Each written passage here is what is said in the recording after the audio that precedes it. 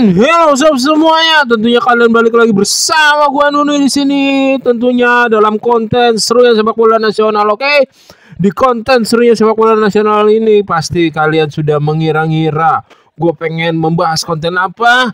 Iya, tepatnya konten kemenangan timnas U23 kita di ajang Piala AFF U23 2025 melawan timnas Filipina U23. Timnas Filipina U23 yang pertandingan pertama mengalahkan timnas Malaysia 2-0 sob.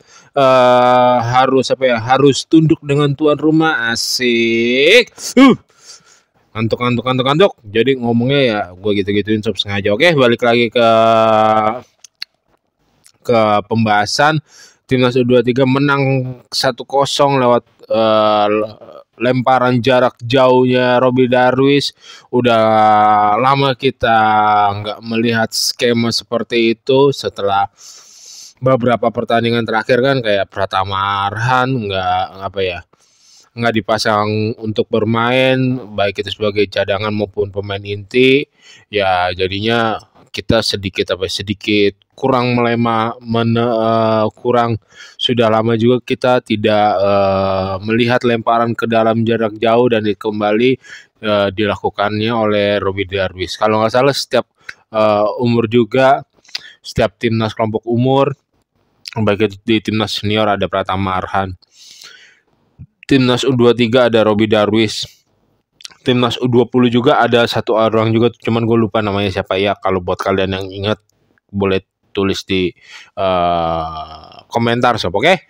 Ya timnas kita menang dengan skemanya dengan lemparan ke dalam. Kalau lemparan ke dalam doang zaman Coachin juga bisa gitu.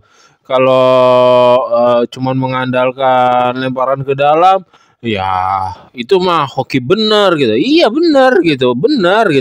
Karena ya itu memang ternyata lemparan ke dalam memang senjata timnas kita, baik itu dari kelompok umur yang senior maupun kelompok umur timnas U23 maupun timnas yang keberapa juga, ya itu menjadi senjata dari timnas kita gitu sob.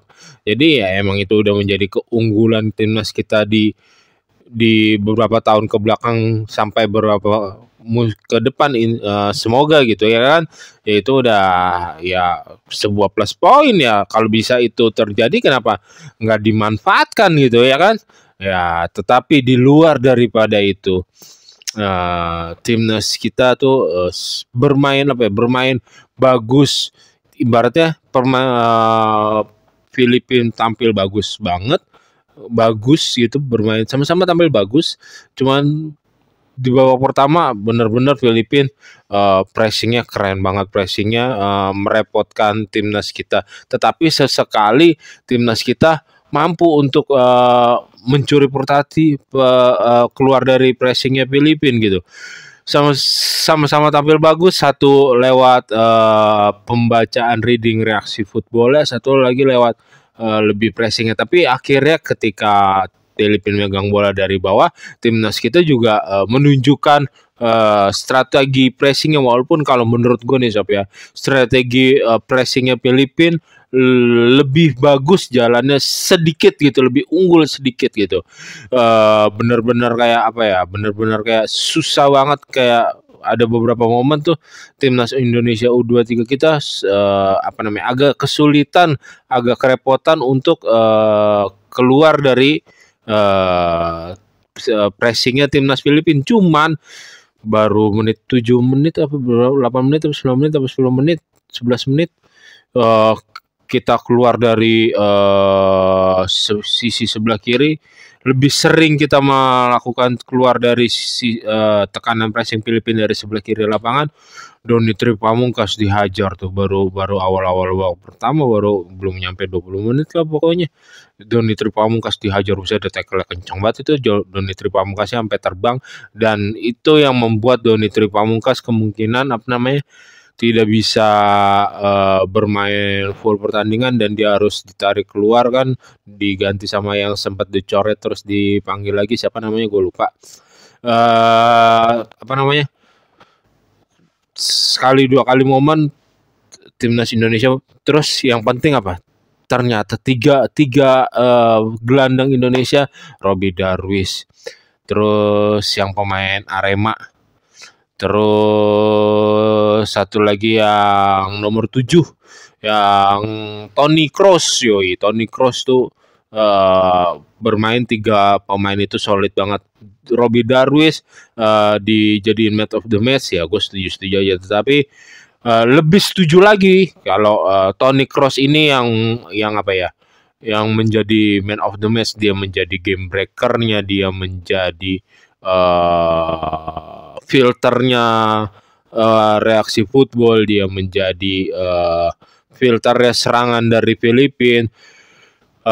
Memang pemain Filipina melakukan pressing, tetapi pemain Filipina juga susah dan sulit sekali untuk memasuki kotak penalti timnas Indonesia. Kotak penalti timnas Indonesia dikawal oleh dua center back yang berbeda. Dan kalau kalian nggak ingat gitu, kalau kalian sedikit lupa, gue pengen menjelaskan kalau Indonesia sendiri itu timnas Indonesia 23 melakukan 4 pergantian pemain, 4 atau 3 pergantian pemain, 2 center back tersebut. Oh ya, 1 bek sayap kanan, depan si Jens Rapen diganti Hoki Caraka. Hoki Caraka ya sampai menit 28, dari menit 1 sampai menit 28 itu dia aktif banget, buka ruang, mencari, menarik lawan, mencari posisi kanan kiri, sampai menit 28 itu dia diajar. Sampai ada satu trupas bagus dari Hoki Caraka, pergerakannya dia melewati buka ruang di sisi kanan, dia dilewati oleh Hoki Caraka, dan dia melakukan operan passing lurus yang mau dia tuju, yang sayapnya tuh nomor 11. Tapi kebaca, dipotong sama kiper. Ya sejauh ini Hoki Caraka nggak tampil jelek. Kalau menurut gue nggak tampil jelek, tampil dengan lumayan bagus. Terus siapa namanya, Hanan, bergerak dinamis banget, 2 kali shoot di babak pertama. 2 kali shoot di babak pertama, satu bener-bener merepotkan kiper, satu lagi ya bolanya masih gampang lah untuk berada di pelukan kiper. Cuman gua salutin permainan Hanan babak pertama, babak kedua benar-benar keren banget. Tapi kuncinya di 3 pemain gelandang timnas Indonesia ini. Masuklah babak kedua, terus si siapa namanya yang sayap itu, di sayap kirinya di si Arjuna sempat ditarik keluar.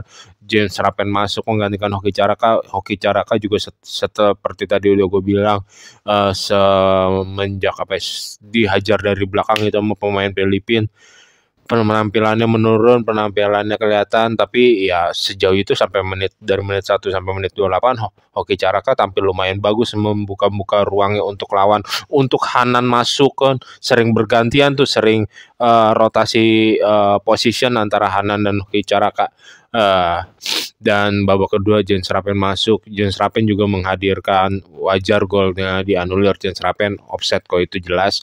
Terus siapa yang pemain PSM Makassar itu masuk menggantikan Arjuna. Dia cuman kan bermain di kanan, terus ada menghadirkan pas dia baru masuk, dia dribble melewati lawan, terus menghadirkan cutback yang bagus buat Arkan Fikri. Sayang sutannya masih diblok tuh, masih diblok kayaknya. Tapi cutbacknya pemain PSM ini bagus banget, visinya bagus banget, passingnya pas, terukur, di shoot. Terus kuncinya ya Filipina, gue bilang di babak kedua permainannya turun.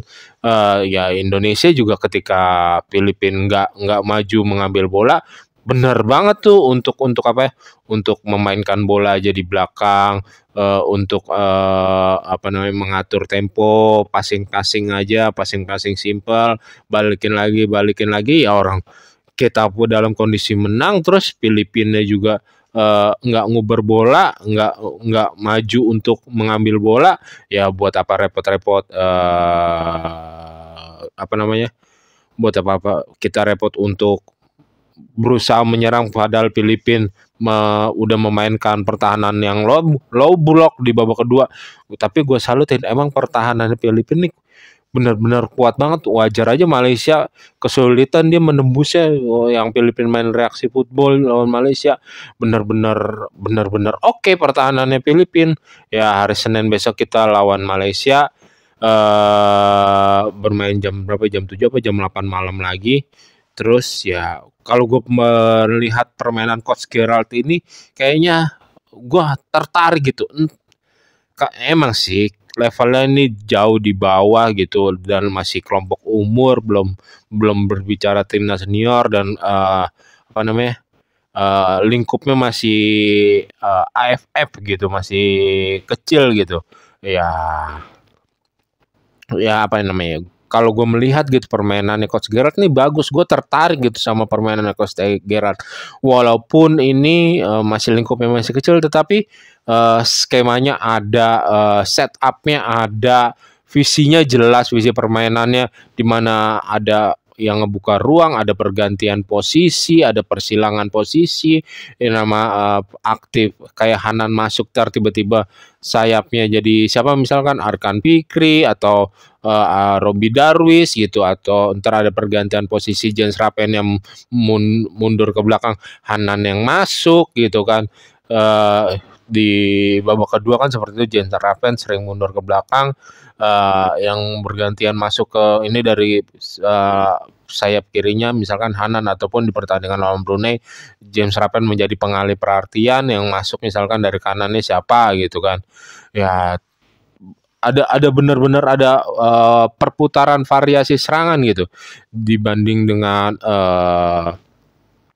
strategi skemanya Coach Patrick. Cuman ya nggak bisa dibandingkan juga, Coach Gerard baru menangani timnas U23 ini baru 2 pertandingan juga. Terus ya apa ya terus kelasnya juga berbeda. Coach Patrick Kluivert kan udah kompetisi Piala Dunia, cuman Coach Gerald ini walaupun baru 2 pertandingan ya baru lingkup AFF, terus kelompok umur lagi gitu, bukan berbicara timnas senior. Ya kalau dibandingin apple to apple masih nggak make sense juga. Cuman ya gue kalau dibilang tertarik dengan skema permainannya Coach Gerald nih, gue tertarik, gue suka Sob. Oke, ya semoga lawan Malaysia kita bisa memetik hasil poin, dan yang pemain-pemain cedera kemarin kayak misalkan yang pemain-pemain kena tackle dan benturan keras kayak Doni, kayak Hoki Caraka bisa segera pulih. Untungnya juga Jens Rapen di babak kedua walaupun tampilnya nggak bagus-bagus banget, tetapi cukup bagus gitu.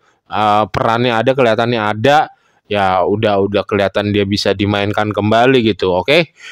Sekian Sob konten serunya sepak bola bersama gue Nunuy. Jika kalian menikmati dan menyukai konten serunya sepak bola, jangan lupa untuk subscribe, comment, like, and share, and see you and bye bye. Ingat Sob, paling penting apa? Jaga kesehatan kalian.